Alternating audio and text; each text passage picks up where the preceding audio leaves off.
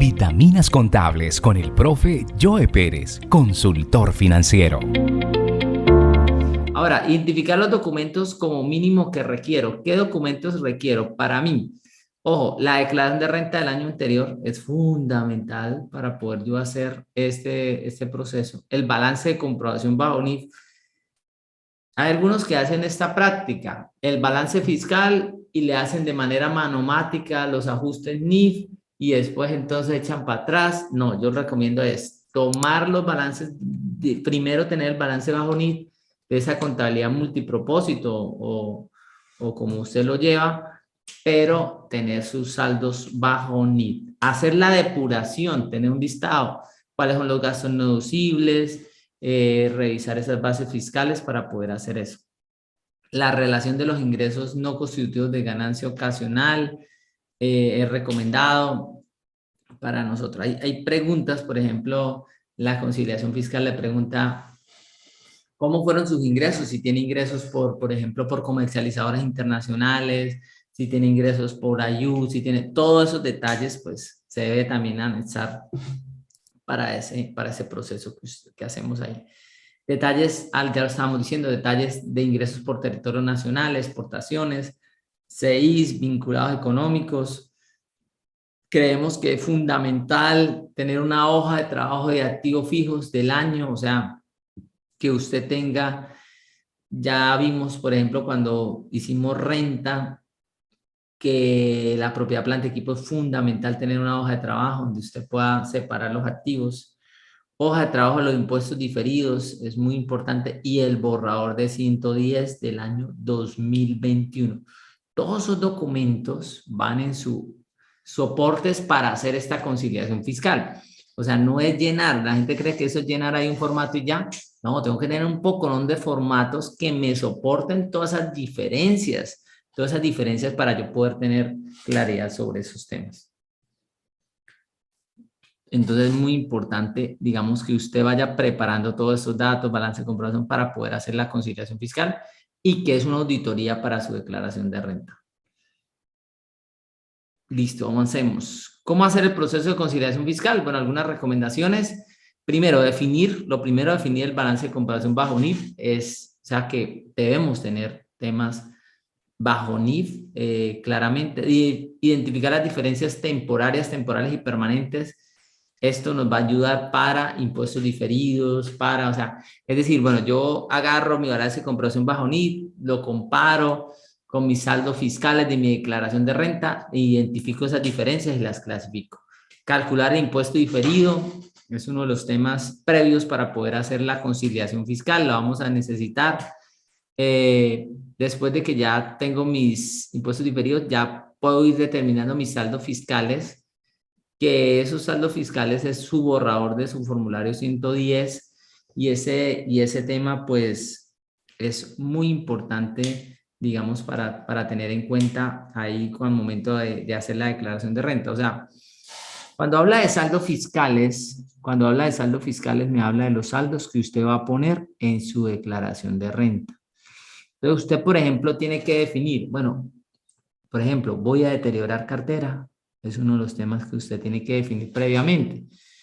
Voy a deteriorar el inventario, entonces bueno, voy a mirar eso. O sea, y si tengo deterioros contables, me los voy a tomar fiscales si cumplo con los requisitos. Venga, ¿cómo está el tema de la depreciación? Venga, ¿cómo está el tema? Tengo demandas, tengo algunas provisiones. Sí, venga, ¿cómo estoy, digamos, determinando el tema de la propiedad, planta y equipo? Por ejemplo, usted tiene que tener claro si usted va a hacer el ajuste de costo fiscal. Sí, se acuerda que los activos se pueden ajustar al costo fiscal. Entonces, bueno, las acciones también. Entonces, venga, yo lo estoy haciendo. Entonces, todos esos temas usted tiene que tenerlos previamente definidos para que este proceso de la conciliación fiscal pues le fluya mucho más rápido. Porque cuando hablamos de saldos fiscales son los saldos que van a ir en la declaración de renta. Por ejemplo, usted debe definir, bueno, tengo préstamos con socios, voy a definir costos presuntos. Entonces, bueno, costos sí me aplican el tema de los costos, intereses presuntos, perdón.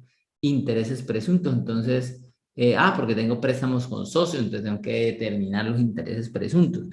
digamos, bueno, tengo pérdidas de años anteriores, las voy a compensar, tengo esto, pagos por renta presuntiva, entonces voy a hacer compensación de renta, de excesos de renta presuntiva, tengo algunos descuentos tributarios, me los voy a tomar, o sea, aquí nosotros tenemos que fiscalmente tener ese borrador de 110 ya definido con estos temas y entonces esta conciliación fiscal para mí es una auditoría que uno mismo se hace en la declaración, que uno mismo se hace lo que está informando, o sea, digamos que a veces lo que hacemos es agarrar y montar eso así nomás, pero digamos que hay que hacerse todas esas preguntas que yo le estoy haciendo acá. Será muy bueno hacérselas para que su declaración de renta pues se tenga, pues digamos, se evite todos esos problemas. Recuerde que la conciliación es un anexo a la declaración de renta. Habría que mirar cuáles son mis gastos no deducibles. Mis gastos no deducibles. Entonces, por ejemplo, pensar en que digamos, el tema de la seguridad social, en los contratos, el tema de bancarización, el tema de factura electrónica, el tema de los soportes. Bueno, todos esos temas tienen que entrar ahí para usted poder tener previamente un borrador y con esto lo que hace es revisar. Tener el detalle de los activos fijos es muy importante. Nosotros hemos venido haciendo una campaña de que tenemos que tener un anexo de propiedad, planta de equipo. Yo soy un convencido de que si la DIAN revisara más, si la DIAN de verdad hiciera una auditoría a las empresas, pues se diera cuenta que en propiedad, planta de equipo hay unos errores grandes que se están depreciando en algunos momentos de más, en algunos momentos de menos. Entonces, que el tema, por ejemplo, de la venta de activos no se hace tan juiciosa como dice la norma. Entonces, digamos que yo sé que la DIAN va a llegar a eso, porque la DIAN va a querer cada año aumentar el recaudo y entonces nosotros tenemos que estar ahí teniendo. Y algo que yo les quiero transmitir, colegas, es la importancia de tener todas estas hojas de trabajo, de tener todos estos soportes para usted poder.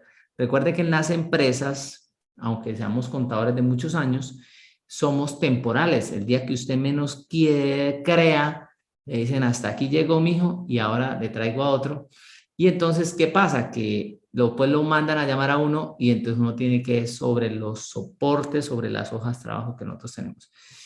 Diligenciar el formato es un tema importantísimo y, lógicamente, elaborar, es una recomendación, elaborar unas notas aclaratorias en cada una de las diferencias citando la norma tributaria y NIF que tomó. Entonces, bueno, mire, me tomé la provisión de cartera por el método individual, entonces según el artículo DUR 1.1.8. Bueno, listo.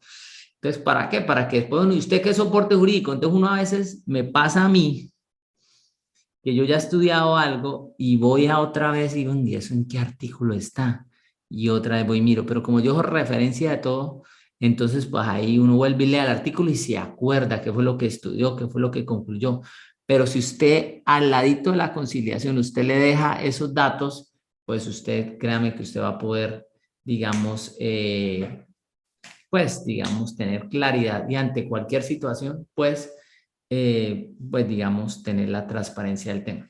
Yo he revisado conciliaciones fiscales y cuando uno revisa, uno le dice, ¿usted por qué hizo esto acá? La persona, no, yo no me acuerdo, o sea, ese día era el día último de la presentación y córrale, yo creo que a todos nos ha pasado, preséntela rápido, monte el formato de conciliación fiscal y entonces, y recuerde que el formato de conciliación fiscal se monta antes de montar la declaración de renta. Entonces, digamos que es importante eso.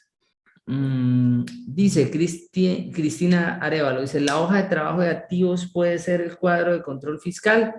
Pues digamos que sí, ustedes, la hoja de trabajo, cuando hablamos de la hoja de trabajo, hablamos de el detalle de los activos, donde usted tiene la depreciación contable, que tiene el límite fiscal, que tiene la deducción por depreciación fiscal, las diferencias entre esos, tiene un cuadrito donde usted tenga el activo, la fecha que lo compró, la vida útil, el valor de salvamento, la depreciación contable, la depreciación acumulada, el saldo que tiene por depreciar, y en un cuadrito anexo tenga También el saldo fiscal, la vida útil, el valor de salvamento, el límite fiscal, que ya no hablamos de vida útil, sino el límite fiscal, la depreciación acumulada fiscal y el saldo por depreciar fiscal. Entonces, en algunos momentos son los mismos, pero en otros momentos pues es diferente. Digamos que hay que tener en cuenta esos temas.